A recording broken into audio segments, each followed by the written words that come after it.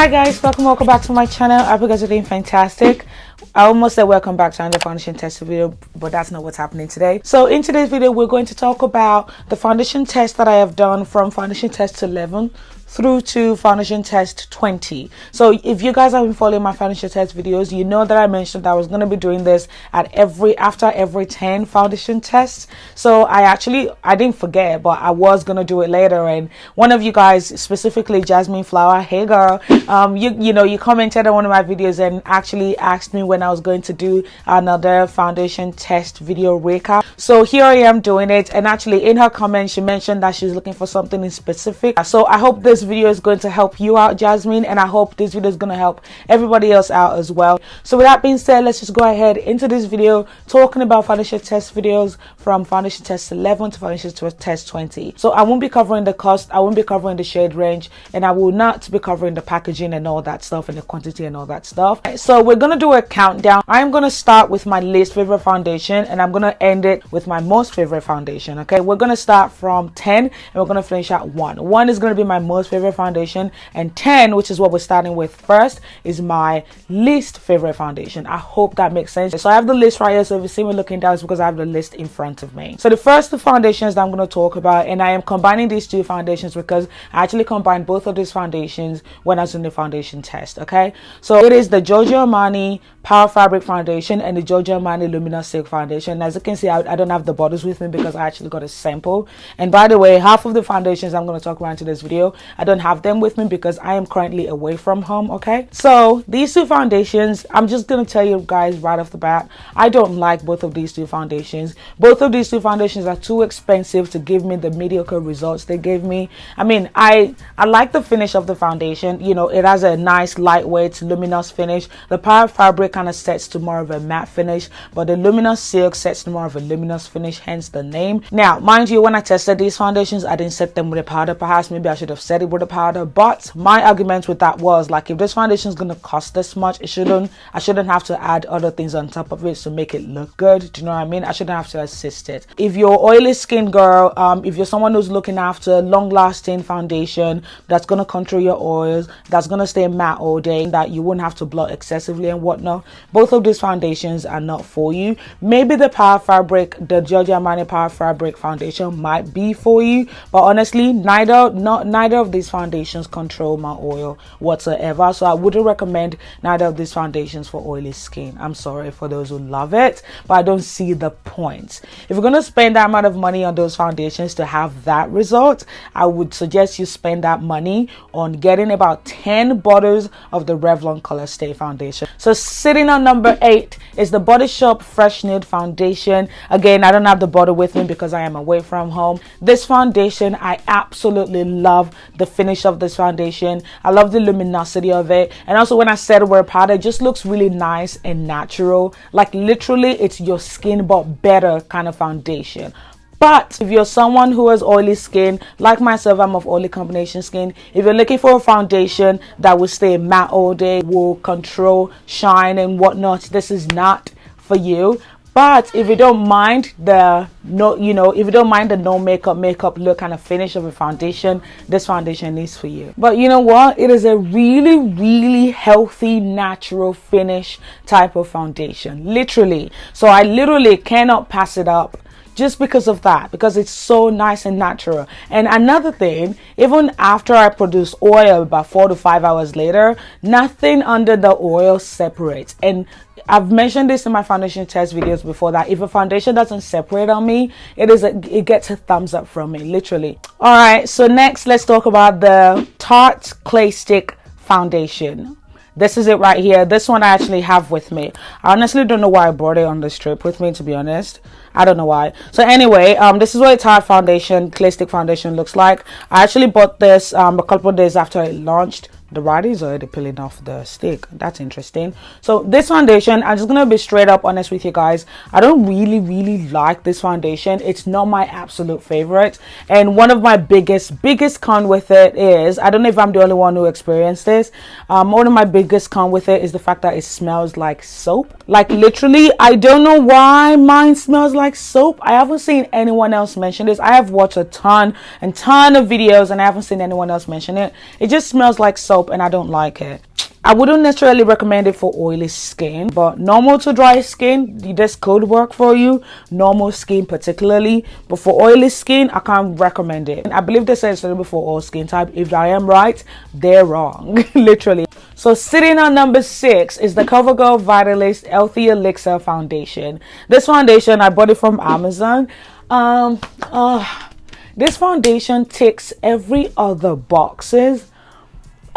It's just, I'm very sensitive to smell.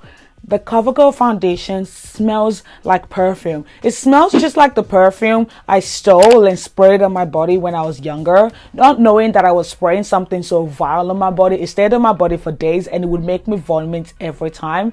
Believe it or not, the name of that perfume was actually 419. This was when I was in Nigeria, okay, literally. And I know the irony of that is not lost on me, the fact that I was stealing a perfume and it's named 419. It gives you a nice matte but natural finish. It's medium to full coverage. It's better when set with a powder. It is long lasting on oily skin. It sets about 1 shade darker than the foundation color itself, but it doesn't oxidize, meaning it doesn't change color throughout the day. So this foundation, like, it's good. I've only worn it once, which was when I did that foundation test, and from memory I wore it for 8 hours and I didn't really have oil on my face. I had shine, but it wasn't as evident or as noticeable. Do you know what I mean? It's a nice, beautiful finish. I just can't stand the smell. If you're someone who is sensitive to smell, I wouldn't recommend it. And with this foundation, the fact that it's so affordable, I would recommend it for oily skin. If you're oily all over your face, you might need to blot more than I do because I'm of oily combination skin. But if you have dry skin, I wouldn't necessarily recommend it for dry skin because I feel like it will cling to your face, because it kind of clings to some dry patches. Do you know what I mean? But normal skin, oily skin, I would recommend this foundation. You need to blot, but not as often as you would think you need to blot. It sets to a nice powdery finish once you set it with a powder. It's beautiful in pictures. This foundation does have SPF, but it's beautiful in pictures. Do you know what I mean? So there's no flashback with it. Sitting on number 5 is the NYX Total Control Drop Foundation, and I have it with me right here because I just have to take this thing everywhere I go because it's so small, it's so little, so it's travel friendly as well. By the way, before we proceed, I should just let you know quickly, when I did the foundation test, I used the shade 19, but now I've actually started mixing the shade 18 and 19 together, and that's what's in this vial right here. This foundation sets to a matte finish, but not like slap your face matte. It's better when it sets with a powder, but you don't necessarily need to set it with a powder. But for oily skin, I would recommend you setting it with a powder. It does have a good longevity to it, about 6 hours before I start producing shine, or not even like oil. It has such a natural finish to it. This foundation is not a full coverage foundation whatsoever.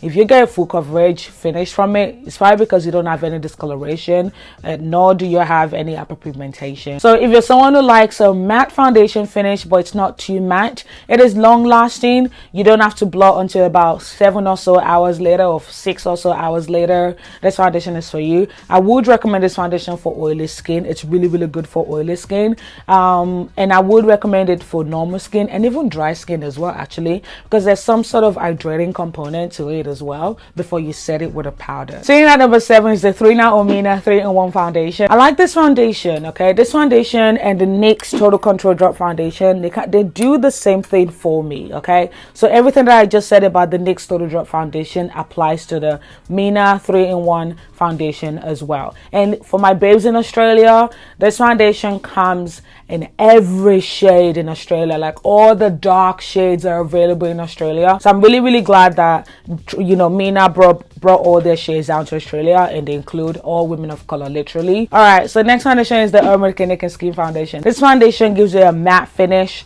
It is medium coverage at best. And yo, if you're gonna get this foundation, you might need to get a shade that is 2 shades darker or lighter. I don't know. Anyway, what I'm trying to say is this foundation sets to a darker tone, about 1 to 2 shades darker. The shade I have here is the shade 9.75, and this is what it looks like. Okay, so this actually sets darker. It doesn't do anything to cover your blemishes, so if you have a ton of blemishes and you want this foundation to cover your blemishes, it won't. It's one of those foundations that gives you your skin but better.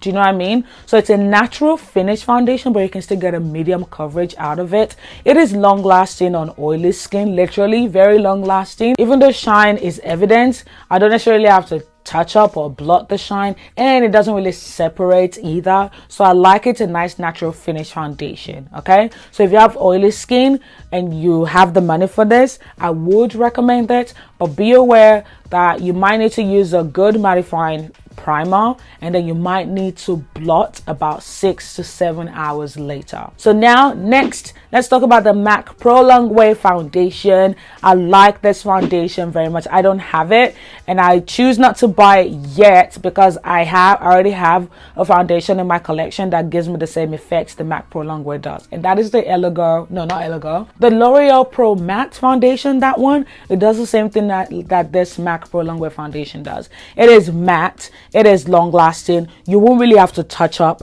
at all for oily skin, literally, especially if you have an 8-hour day. It's really long lasting. Do you know what I mean? There is evidence of shine, but it's not as prominent as other shines I do get. Mind you, the last time I wore this foundation was when I did a foundation test, so from memory it minimized my shine. It is long, it's in its name, Pro Longwear, literally. I remember now. I like the foundation. If you already have the L'Oreal Pro Matte Foundation and you have oily skin, you don't really need to get the MAC Pro Longwear Foundation, to be honest. But the MAC, if you really want to get it, I would recommend it for oily skin. I would not recommend it for dry skin because, it will dry up your face. I wouldn't recommend it at all for dry skin. Normal skin, I believe you can still get away with it, but make sure you moisturize.